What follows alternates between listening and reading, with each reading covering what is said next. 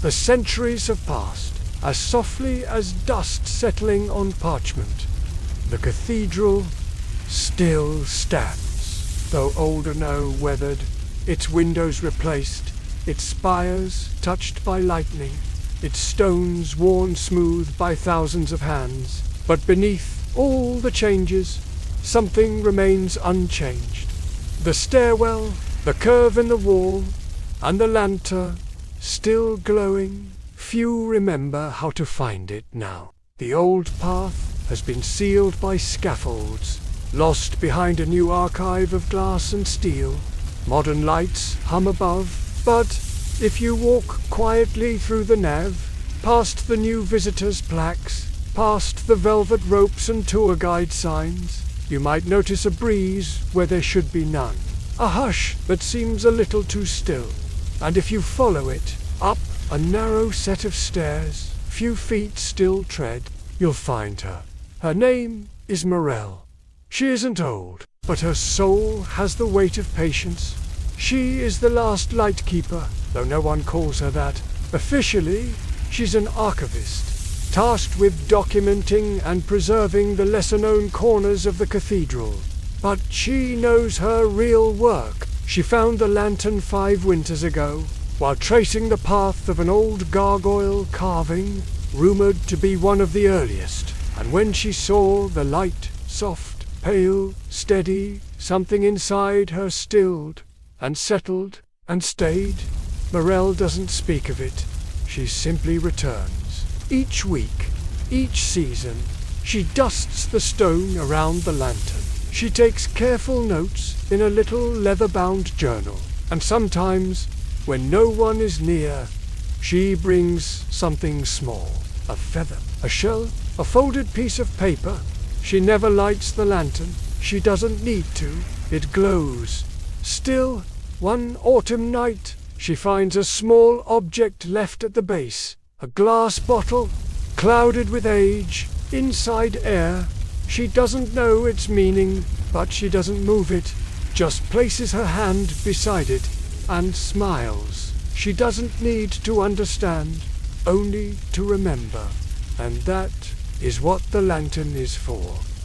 Not answers, not miracles, just memory, kept warm, a hum in the silence, a flicker in the dark, a glow that asks nothing but offers everything.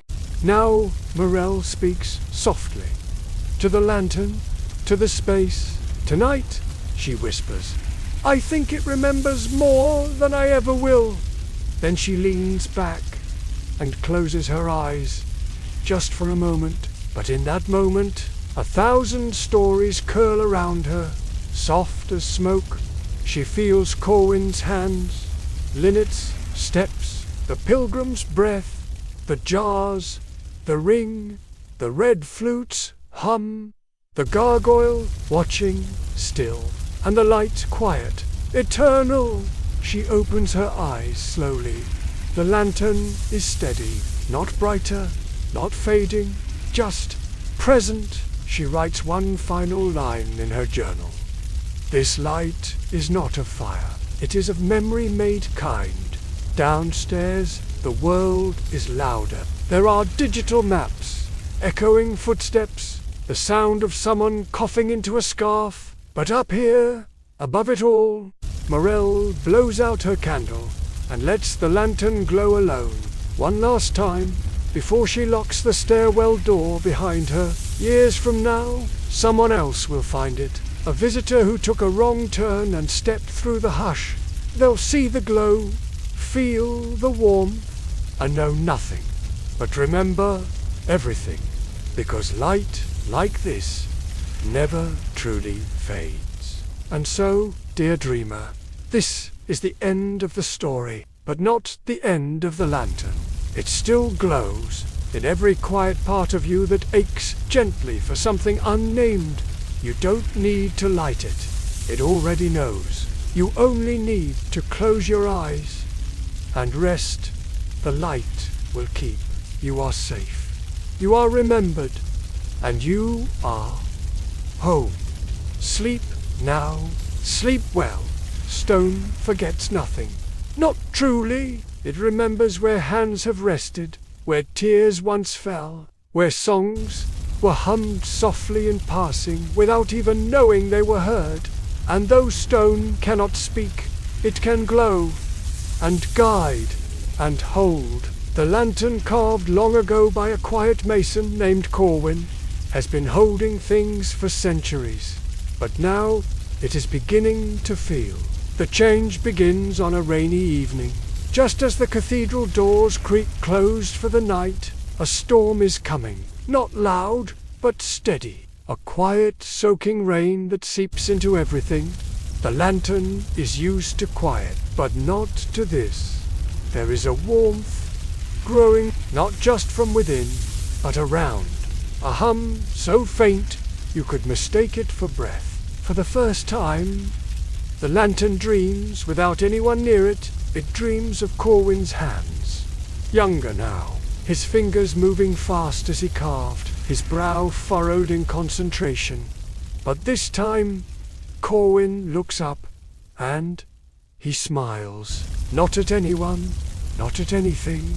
Just a quiet, contented smile, like someone who knows deep down that something they've built will last beyond their lifetime.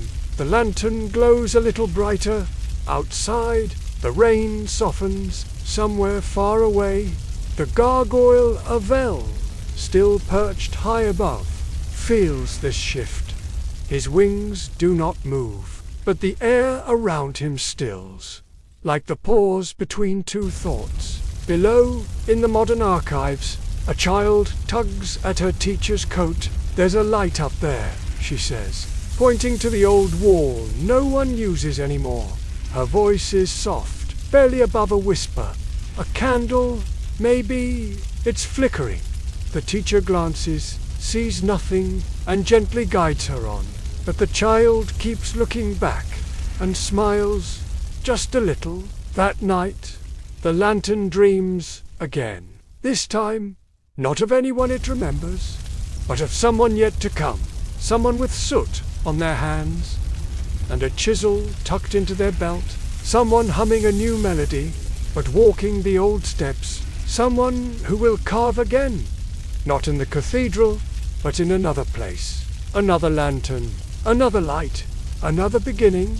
Stone forgets nothing, and sometimes stone whispers back. The wall behind the lantern begins to warm.